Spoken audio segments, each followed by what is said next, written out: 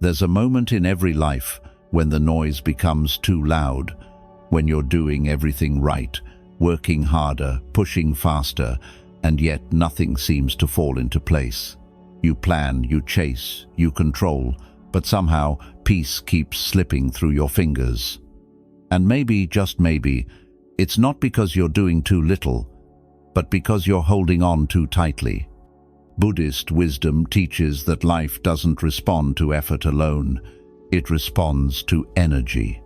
When the mind is restless, even the right path feels heavy. But when the mind is calm, the world begins to move in rhythm with you. The truth is, what you seek isn't hiding from you, it's waiting for you to slow down enough to receive it. What if the real secret to manifesting what you deserve isn't in controlling every outcome, but in releasing the need to? What if the power you're searching for has always lived inside the quiet, patient stillness you've been avoiding? In this journey, we'll explore the art of surrender through the lens of Buddhist philosophy, how vibration, timing, trust, and letting go are not passive acts, but the most powerful form of creation.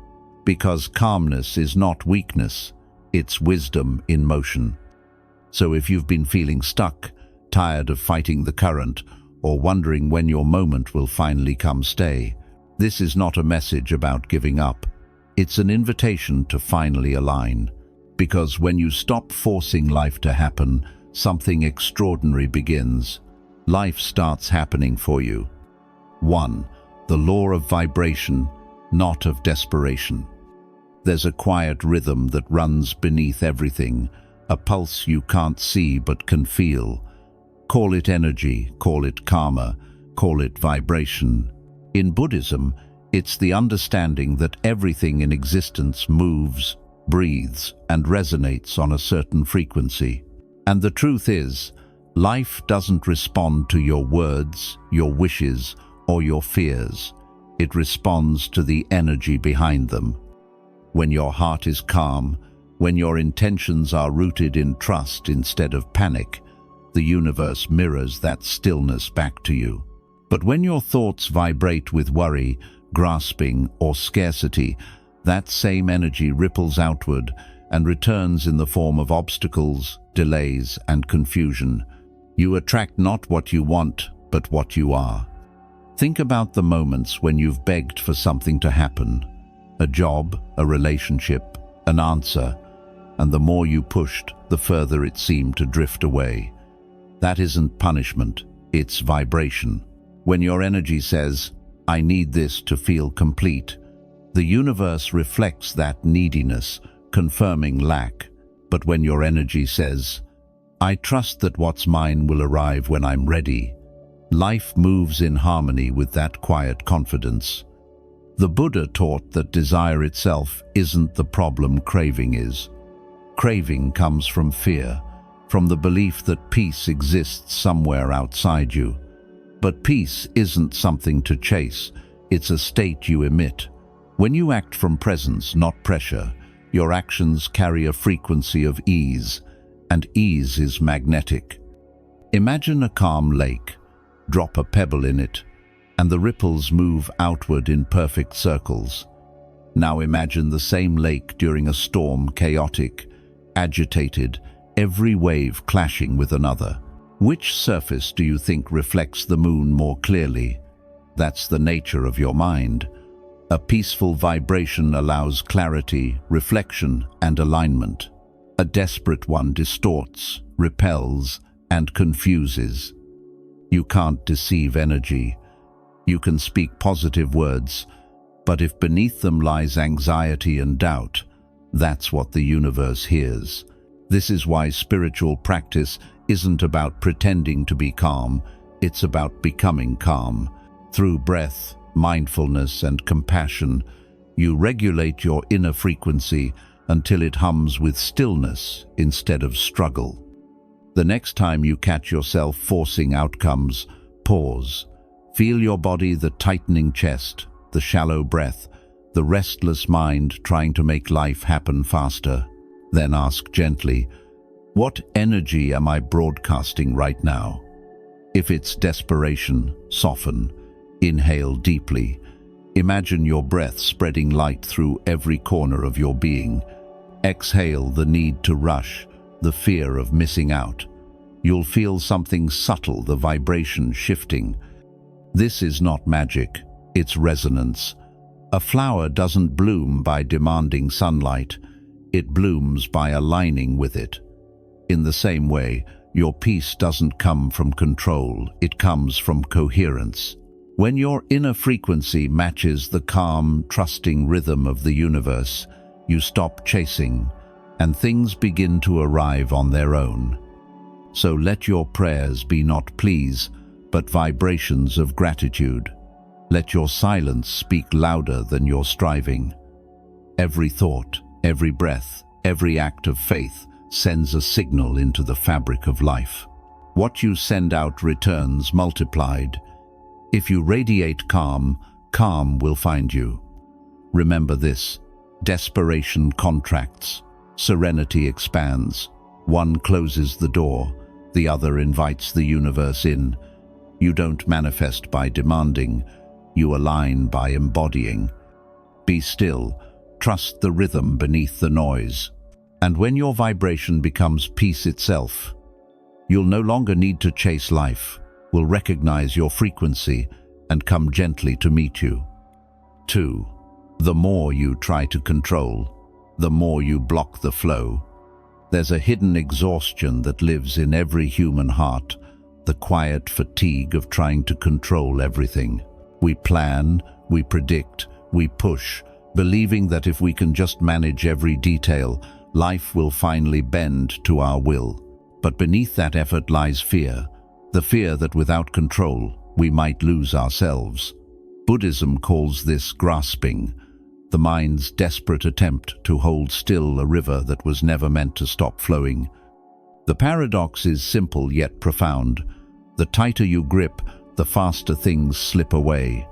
The more you chase certainty, the more uncertainty grows. Like sand clenched in a fist, life resists confinement. It wants to move, to shift, to breathe. The universe isn't punishing you when things don't go as planned, it's guiding you back to harmony, back to the natural flow you've been fighting against. Think of water. It never argues with the rocks in its path. It doesn't demand the riverbed to straighten. It moves, adapts, and finds its way not through force but through surrender.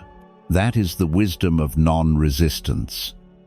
The Buddha once taught that suffering arises not from life itself, but from our attachment to how we think life should be. We create inner storms trying to control the uncontrollable people, timing, outcomes, and then wonder why peace feels so distant.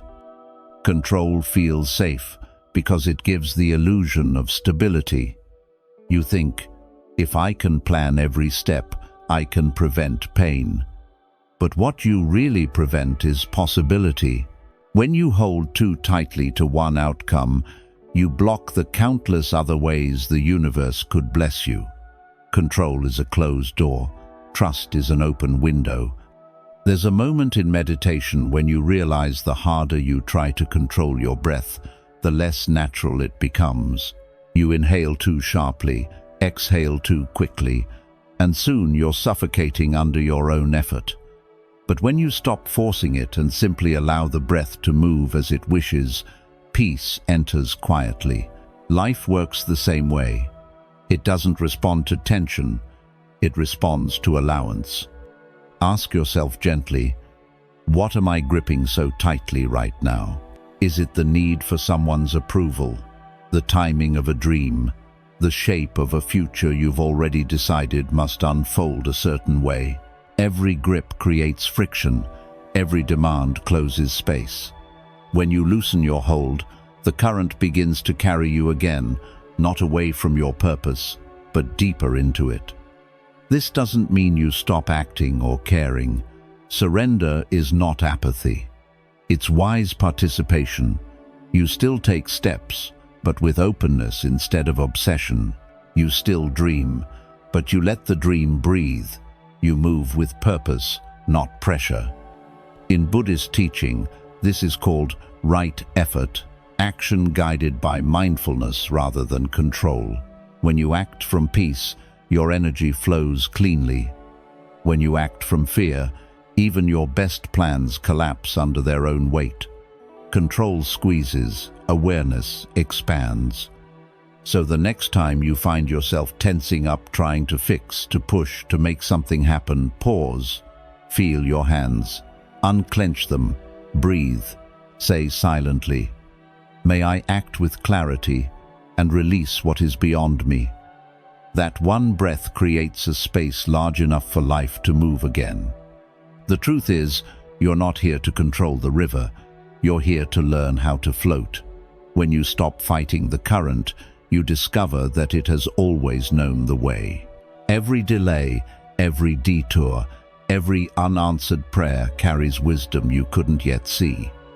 Let your life unfold like water, patient, grounded, and unstoppable. Trust that what drifts away was never meant to stay, and what remains is meant to grow.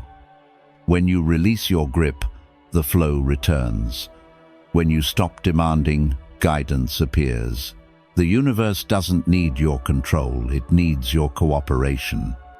And when you finally allow the current to move through you, effortlessly and freely, you'll see what was true all along. Life was never against you. It was only waiting for you to stop standing in its way. Calme. Silence speaks louder than noise. There's a sound that lives beneath all the noise, soft, steady, ancient. But most people never hear it. We're too busy filling the air with words, filling our minds with thoughts, chasing meaning in the chaos. Yet in Buddhist wisdom, truth doesn't arrive through volume, it arrives through stillness. The quieter you become, the more clearly life begins to speak. Silence is not the absence of sound, it's the presence of awareness. When the mind stops shouting its endless stories, when you no longer rush to fill every gap with explanation or distraction, a subtle clarity rises. You begin to notice the space between thoughts, the same space the Buddha sat in under the Bodhi tree when he awakened. That silence wasn't empty, it was infinite. But in the modern world, silence is uncomfortable. We fear it. We reach for our phones, our music, our plans, anything to avoid the stillness that exposes our inner noise. Yet what we avoid is the very doorway to peace. Because silence doesn't erase your pain, it reveals its source. It doesn't make you weak, it roots you in strength. Imagine a lake on a windless morning. Its surface is perfectly smooth, reflecting the sky so clearly that you can't tell where heaven ends and water begins. That's what the silent mind feels like. Reflective, receptive, alive. When thoughts and emotions settle, the surface of your awareness becomes transparent, and suddenly, life's signals, the subtle intuitions, the gentle nudges, the quiet "this way" begin to appear. You might call them coincidences, gut feelings, or intuition. But in Buddhist philosophy, this is the language of interconnection, the Dharma whispering through the stillness. You can't hear it in noise. You can only feel it when the inner waters are calm enough to reflect truth. Silence, then, is not avoidance. It's not running away from life. It's returning to it. In silence, you stop reacting and start observing. You stop controlling and start listening. You become a witness, and in that witnessing, wisdom emerges naturally. Think about how many times your words have deepened a misunderstanding that silence could have healed. Or how often you've drowned out your intuition by talking yourself out of what your heart already knew. Silence is not passive. It's active, listening to life, to others, to the voice within. The Buddha often taught in silence. When asked metaphysical questions about the universe, the soul, or what happens after death, he would sometimes remain wordless. That wasn't ignorance, it was compassion, because truth can't always be captured in sound. Some realities must be felt beyond thought. His silence was a mirror, inviting seekers to look inward instead of outward. Try this. The next time your mind races for an answer, don't reach for words. Close your eyes. Breathe. Let your attention rest not on the noise, but on the space beneath it. Listen, not to what is said, but to what is left unsaid.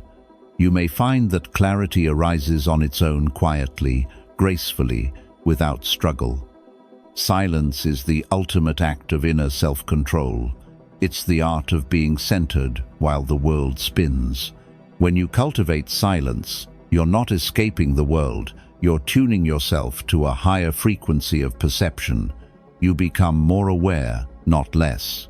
You hear the truth behind appearances, the intention behind words, the lesson inside every experience. And here's the paradox.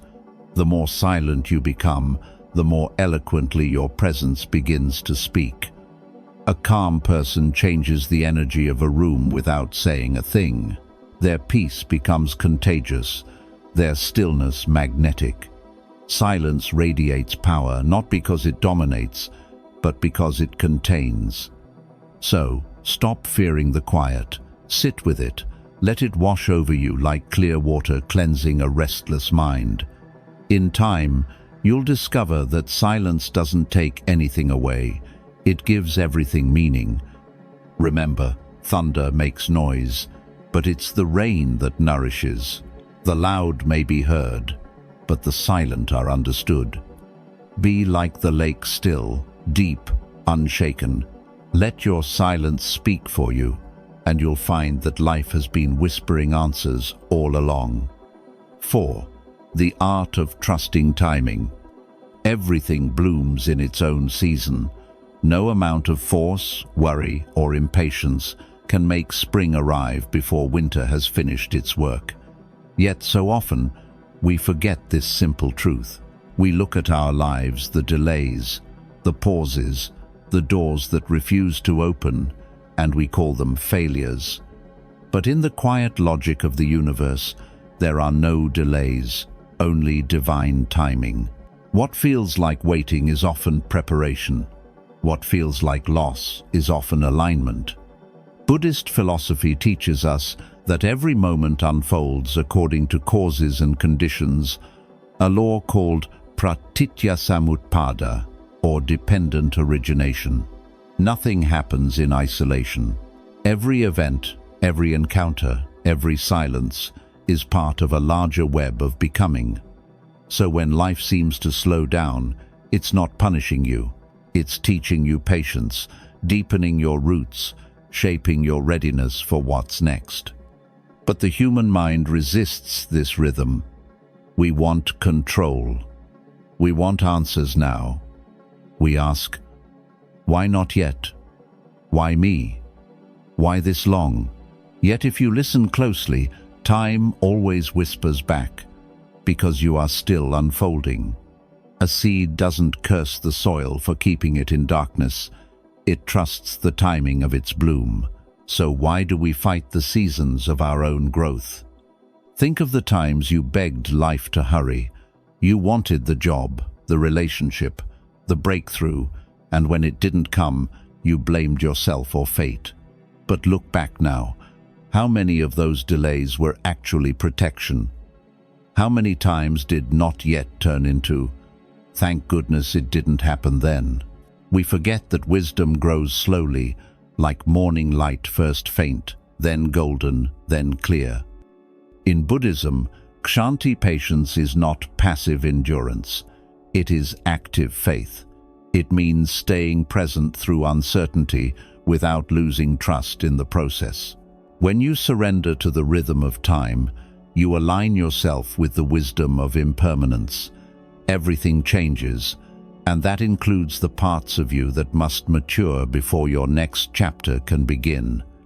The truth is, the universe doesn't operate on your schedule, it operates on your readiness. Every pause you resist is polishing you in ways you cannot yet see. You're not falling behind, you're being refined. Sometimes, The waiting itself is the lesson, the silence between two heartbeats that teaches you to listen, to soften, to let go. Imagine standing before a tree in winter. Its branches are bare, lifeless at first glance. But beneath the surface, something sacred is happening, the quiet gathering of energy, the slow work of unseen roots. You don't dig it up to check its progress. You trust that when spring returns, it will know exactly how to bloom. That's faith, not blind belief, but deep knowing that timing has its own wisdom. The Buddha once said, "No matter how hard the rain falls, the lotus blooms only when it's ready." The same is true for you. Your timing is not late, it's precise. Every setback, every redirection, every season of stillness is a part of your unfolding. What if you stopped rushing and started resting in the truth that what's meant for you cannot miss you? Try this. The next time you feel impatient, pause. Place your hand on your heart and say softly, "I am exactly where I need to be." Feel the breath slow. Feel the weight lift. You are not behind. You are becoming. Life is never in a hurry, yet everything happens on time. Trusting timing is not about waiting for life to happen, it's about living fully while it unfolds. When you stop fighting the pace of things, peace returns.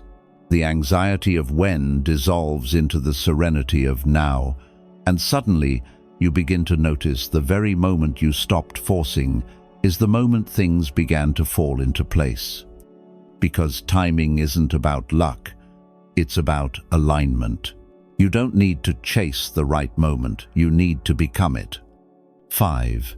You attract what you believe you deserve. Life does not give you what you ask for, it gives you what you believe you are worthy of. Every thought you hold, every quiet assumption about your own value, becomes the vibration that shapes your reality. You can recite affirmations all day, chase every opportunity, work harder than anyone else, but if deep down you believe you are unworthy of peace, love, or abundance, the universe must obey that frequency. In Buddhist thought, this is the law of mind as creator. Your outer world is a mirror reflecting the state of your inner world. When your belief is rooted in lack, even blessings appear as burdens. When your belief is rooted in worthiness, even challenges transform into teachers. It isn't magic, it's perception. The world becomes what you are ready to see. Think of your beliefs as locks, invisible mechanisms that either open or close the doors of possibility. When you whisper to yourself, "I don't deserve this," the door seals shut. But when you say, "I am enough as I am," the lock turns and something shifts not just in you, but in everything around you. People respond differently, paths appear, peace follows. But this kind of faith isn't born overnight. Most of us carry old conditioning, quiet stories written long ago by parents, teachers, society stories that say, "You're not enough unless you prove it." And so, we spend our lives trying to earn what was already ours, the right to simply be. In Buddhism, this endless striving is called dukkha, the suffering of never feeling complete.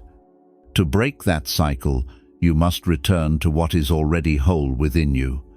The Buddha taught that enlightenment is not becoming more, but realizing you were never less.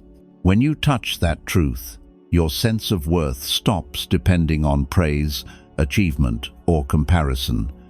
You begin to act from clarity, not insecurity.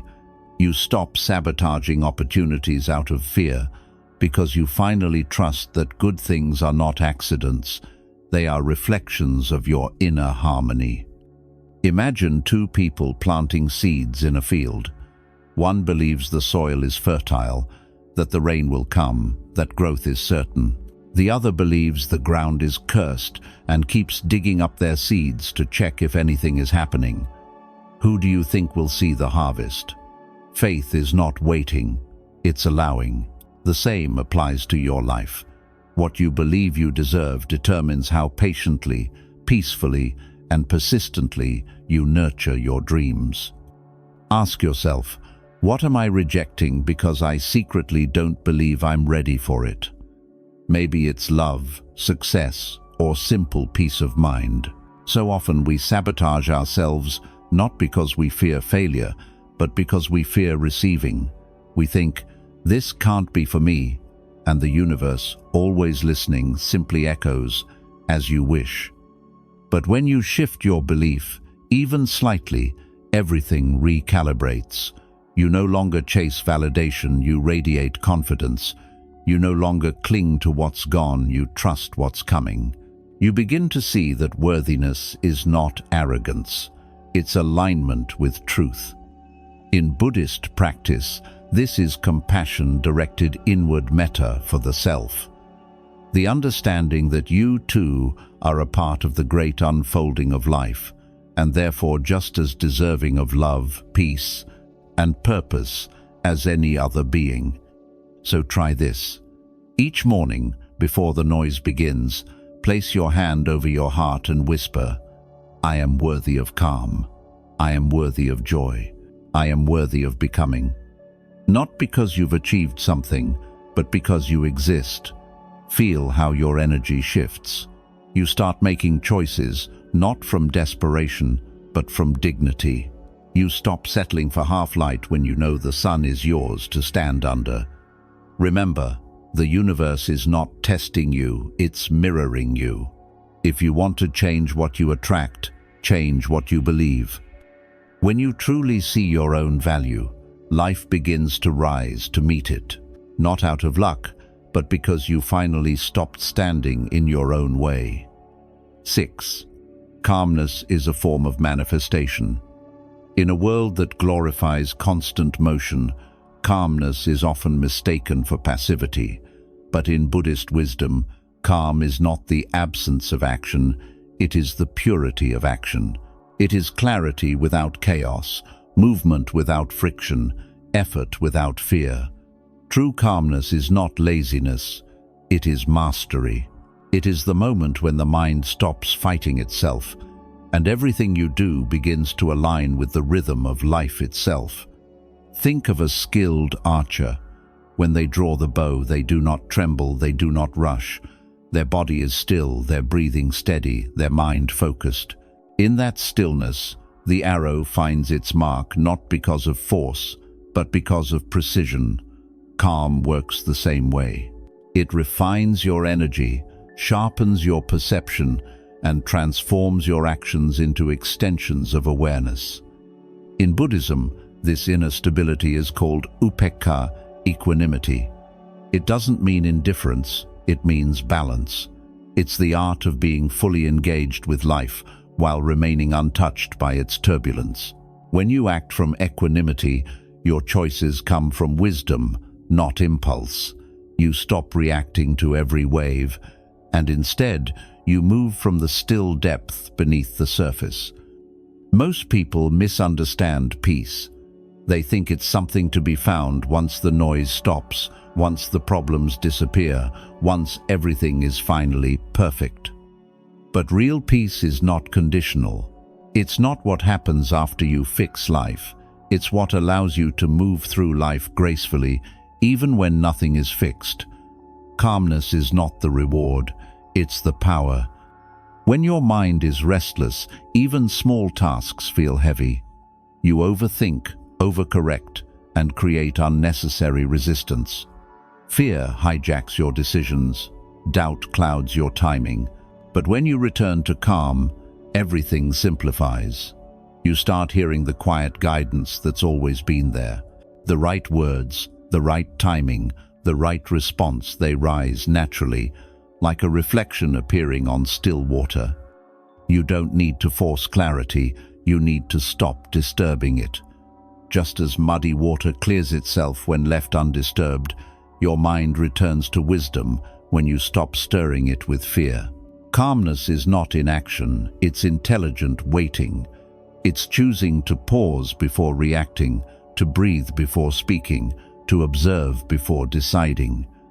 The Buddha taught that from a calm mind comes right thought, right speech, and right action, the core of the Noble Eightfold Path.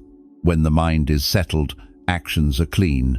When the heart is unburdened, outcomes unfold smoothly. You stop wasting energy on resistance, and what you once called coincidence begins to look like alignment.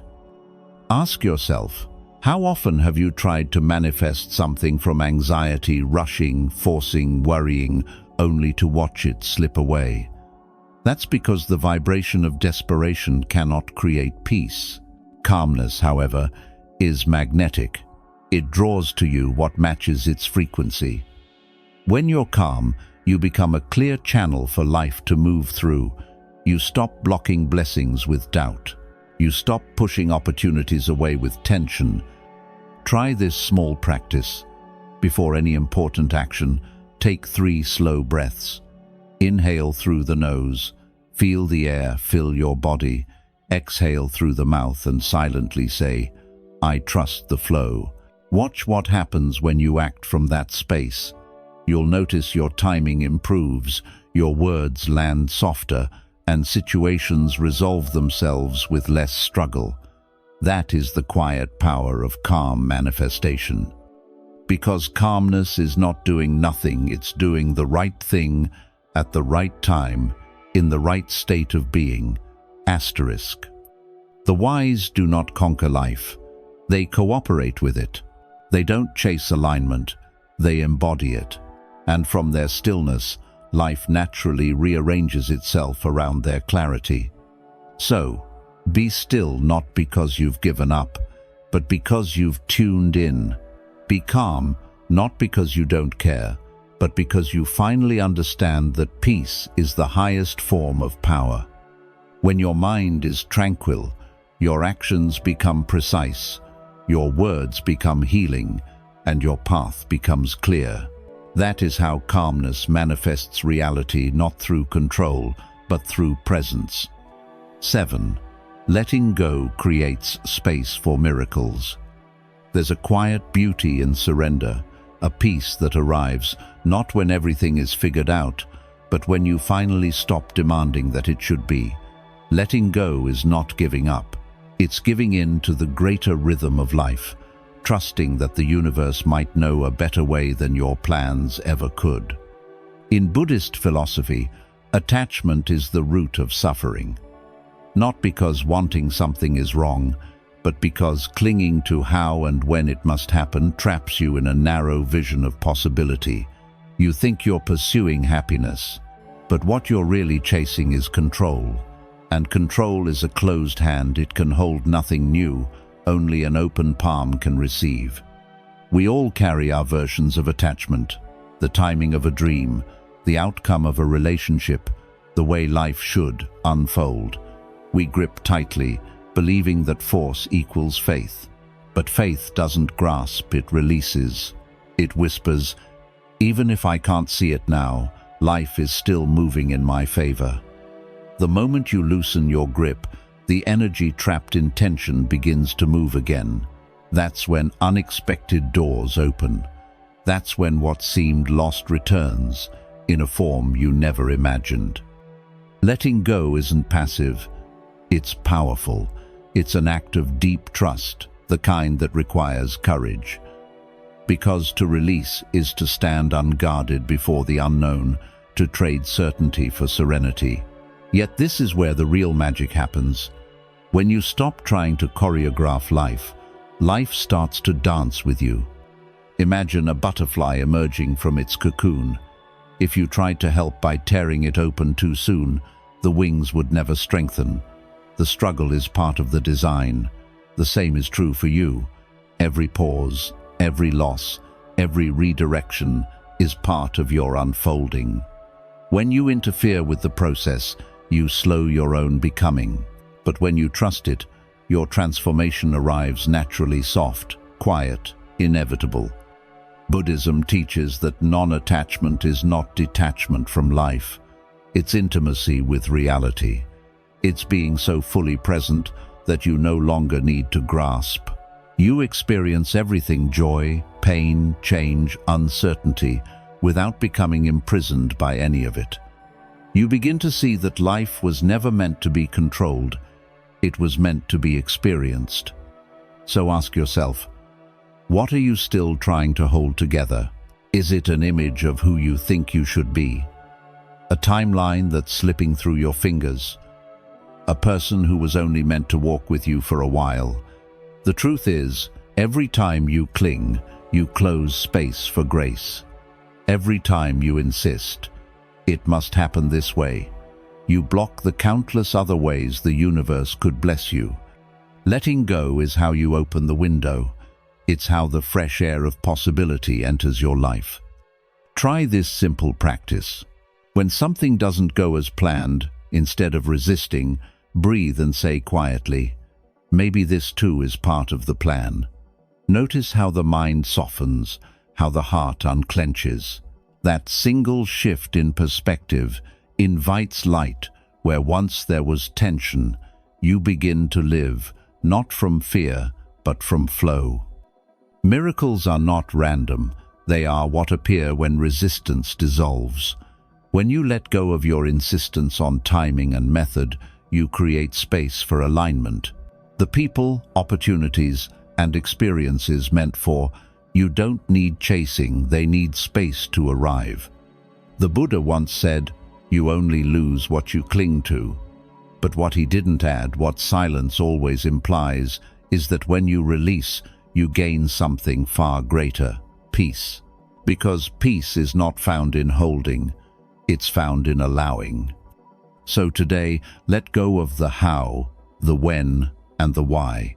Let life breathe through you instead of around you. Trust the timing, trust the unfolding, trust that you are guided even when the map disappears. And when you do, you'll discover something subtle yet extraordinary. Life was always conspiring in your favor. It just needed you to step aside. When you stop clutching, the river carries you. When you stop forcing, the flower blooms. And when you finally let go, truly let go, everything begins to fall quietly, beautifully into place. In the end, every lesson leads back to one quiet truth. Peace is not something you find, it's something you allow. The universe was never against you. It was only waiting for you to loosen your grip, to stop fighting the flow, to trust the rhythm you were born from. When you release control, when you stop chasing outcomes, life doesn't collapse, it aligns. Every delay has shaped your patience. Every silence has refined your strength. Every loss has cleared the space for something truer to arrive. That's the unseen compassion of life. It gives, it takes, and it prepares you in ways your mind can't yet understand. So breathe. Let the struggle soften. You don't have to force your path into existence. You only have to meet the moment with calm and clarity. Because calmness is not the absence of ambition, it's the presence of trust.